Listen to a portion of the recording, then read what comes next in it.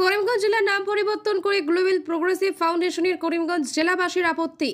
Global progressive ফাউন্ডেশনের chairman মাওলানা বদরুল হকের নেতৃত্বে এক প্রতিনিধি দল করিমগঞ্জ জেলার নাম পরিবর্তন করে শ্রীভূমি করার বাস্তবে প্রস্তাবের বিরুদ্ধে গভীর উদ্বেগ প্রকাশ করেছেন। করিমগঞ্জ ডিস্ট্রিক্ট কমিশনারের মাধ্যমে আসামের রাজ্যপালের নিকট এক স্মারকলিপি প্রদান করা হয়। জিপি ফাউন্ডেশনের চেয়ারম্যান মাওলানা বদরুল হক বলেন, করিমগঞ্জ নামটি জেলার ঐতিহাসিক, সাংস্কৃতিক ও সামাজিক ঐতিহ্যের পরিচায়ক। এই নাম পরিবর্তন করলে জেলার ইতিহাস ও ঐতিহ্য হারিয়ে যাবে। স্মারকলিপিতে উল্লেখ করা হয়, করিমগঞ্জ নামটি শতাব্দী প্রাচীন ঐতিহাসিক গুরুত্ব ইতিহাসের সঙ্গে জড়িত এবং নাম পরিবর্তনের ফলে প্রশাসনিক বিভ্রান্তি ও অর্থনৈতিক চাপ বাড়বে, সাথে সাথে মানসিক সংযোগ হাতে বাধা সৃষ্টি করবে বলে মনে করেন তিনি। করিমগঞ্জ নামটি স্থানীয় জনগণের ঐক্যের প্রতীক। বেশিরভাগ বাসিন্দা এই নাম পরিবর্তনের বিরোধিতা করছেন। স্মারকলিপিতে ফাউন্ডেশনের পক্ষ থেকে জনগণের জনমতের প্রতি সম্মান জানিয়ে করিমগঞ্জ নামটি অপরিবর্তিত রাখার দাবি জানিয়েছেন ফাউন্ডেশনের কর্মকর্তারা। জনগণের আবেগ ও ঐতিহ্যের প্রতি শ্রদ্ধা জানিয়ে একটি সঠিক সিদ্ধান্ত গ্রহণ করবেন বলে বিশ্বাস করেন মাওলানা বদরুল হক। প্রতিনিধি দলে উপস্থিত ছিলেন হাফিজ শরীফ উদ্দিন, জয়নাল উদ্দিন, এবাজউদ্দিন, ওবায়দুল্লাহ, আবদুল্লাহ সহ অনেকে।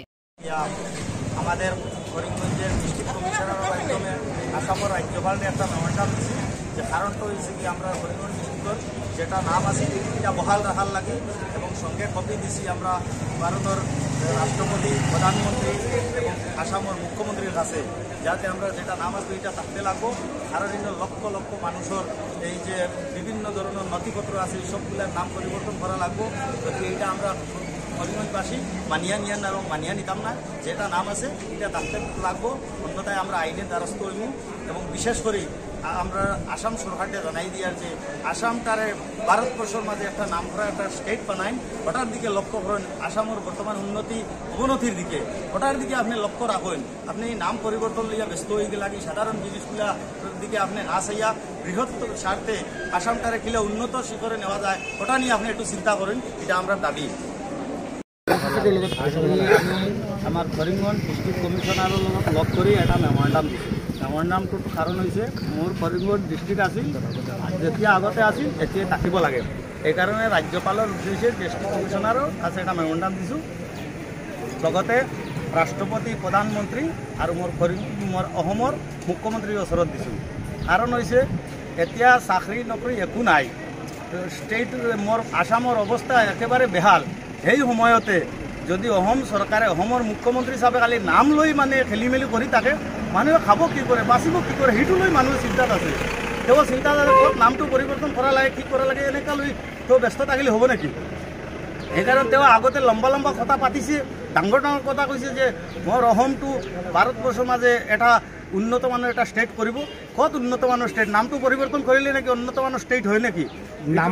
নামত কি আপোনাৰ শ্ৰীভূমিৰ নামত কিবা আপত্তি আছে?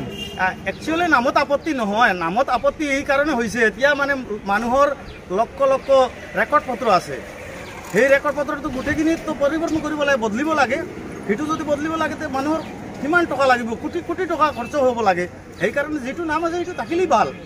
আগতে মানুহতো বহুত মানুহ আহিছে গৈছে, সেইবিলাকতো কোনো প্ৰব্লেম হোৱা নাই। সেইকাৰণে সেইটো থাকিলেই ভাল। কাৰণ নাম লৈ মোৰ একো প্ৰব্লেম নাই। প্ৰব্লেমটো হৈছে নামৰ কাৰণে এতিয়া ৰেকৰ্ডবিলাক বদলিব লাগে। সেই ৰেকৰ্ডৰ কাৰণে মানুহ কিমান হয়ৰাণী হ'ব। কিছুদিন আগতে দেখিছে আপুনি বাল্য বিবাহ বিভিন্ন ধৰণৰ হয়ৰাণীৰ মানুহ কিমান চিকাৰ হৈছে, কিমান মানুহ মৰিছে। সেইকাৰণে এইটো কৰিব নালাগে। যদি এইটো নামটো লৈ খেলি মেলি হয়, মই আইনৰ দ্বাৰস্থ হ'ম।